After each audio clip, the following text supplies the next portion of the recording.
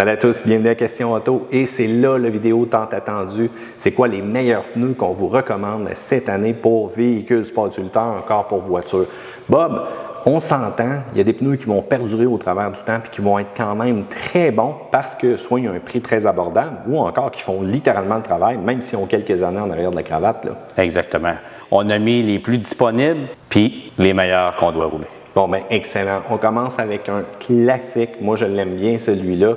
Écoute, c'est vraiment le Yokohama. Ça fait la job en masse au niveau de la glace. Si on a une berline ou encore un sport utilitaire qu'on ne veut pas se ruiner côté budget, Yokohama, là, ça, c'est un choix gagnant. Là. Oui, en 2022, ils ont de la disponibilité de produits. Ils ont un dessin auto, comme on a emmené ici. Ils ont un dessin VUS. Il y a de la disponibilité. Le pneu va super bien. C'est doux. Ça travaille neige et glace. Puis, rapport qualité-prix, le prix est vraiment là cette année. Excellent. En plus, juste avoir le nombre de petites rayures qu'on a là, on le sait que ça performe bien sur la glace. Puis Yokohama a une très belle recette aussi au niveau du caoutchouc. Prochain pneu, Bob? Dans Bridgestone, WS 90, qu'on a amené ici. Quand on est VUS, c'est DMV2 qui est très bien aimé aussi. Oui. WS 90, ça fait quand même plusieurs années. Vraiment adhérent. L'usure, ça n'a rien à voir avec les anciennes générations. Il y a de la disponibilité de produits. Super aimé, ce produit-là. Tu l'as mentionné, c'était ma question. On sait que 70, 80, on avait des problèmes d'usure quand même assez rapides à ce niveau-là. Mais le 90, on a changé la gomme, c'est réglé? Ah, c'est complètement réglé. Puis, tu sais, des fois, les gens, ils regardent le dessin, le trait du pneu, puis ils ont peur que ça soit serré. Ça performe numéro 1, puis la douceur de roulement est là. Numéro 1. On passe vraiment à un pneu que j'aime bien et que j'ai appris à apprécier de plus en plus avec le temps. C'est le fameux Toyo, la gamme GSI en tant que telle. Ouais. On remarque un dessin qui est quand même unique au niveau aussi des pompes pour absorber l'eau. Ça, là, c'est assez surprenant à haute vitesse sur la glace. Là, si jamais on se fait surprendre, comment que ça réagit? Là? Oui, puis la grosse qualité de ce produit-là, c'est le flanc, le comportement de la voiture qui est vraiment là. Puis comme tu dis, sur la glace, ça fonctionne numéro 1. C'est un produit qui a environ 3 ans.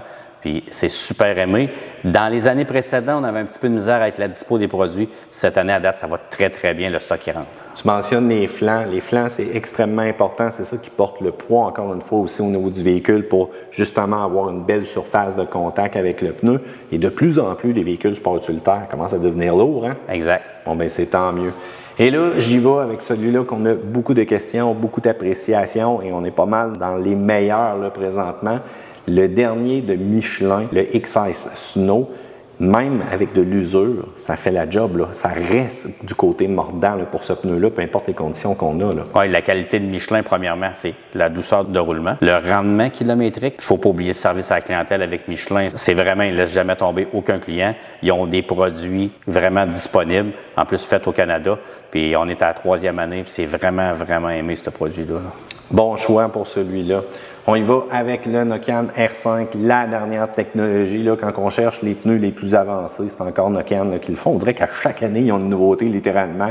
Ils attaquent fort. Là. Exact. COVID, pas COVID, il n'y a pas de différence. À toutes les 4 ans environ, là, ils remplacent le produit, puis le R5 remplace le R3. 6 % plus performant, meilleur handling, meilleure adhérence. Puis toutes les dimensions sont là sincèrement, la ligne est complète. Là. Déjà que le R3 était énormément aimé par les consommateurs qui avaient des véhicules électriques, aussi par les consommateurs qui avaient des sports utilitaires, par les gens qui ne voulaient nécessairement pas se lancer dans un pneu cramponné, ni avoir les trous pour rien, ça fait un job. Et là, je tasse, on ramène encore notre roi, comme on dit, au niveau du pneu d'hiver, le Nokian Hakkapeliitta 10, le cheval de bataille, littéralement, le pneu le plus agressif sur le marché. Sérieusement, il n'y a pas grand-chose qui accote ça là, présentement là, sur le marché, surtout clouté. Là. Exact. Surtout comme une année comme 2022, ouais. Les pneus à clous vont probablement être plus durs à avoir. C'est un fabricant qui fournit très bien. Puis on s'entend que la recette est parfaite. Le bruit, c'est vraiment très raisonnable pour un pneu cramponné. Puis point de vue adhérence, c'est vraiment là. Quelqu'un qui a déjà roulé des pneus à clous, c'est très rare qu'il roule un pneu à friction. Là. Oui, effectivement. Il faut dire aussi que la production en Finlande directement, on a tout sorti de la Russie. On expliquait ça dans d'autres vidéos.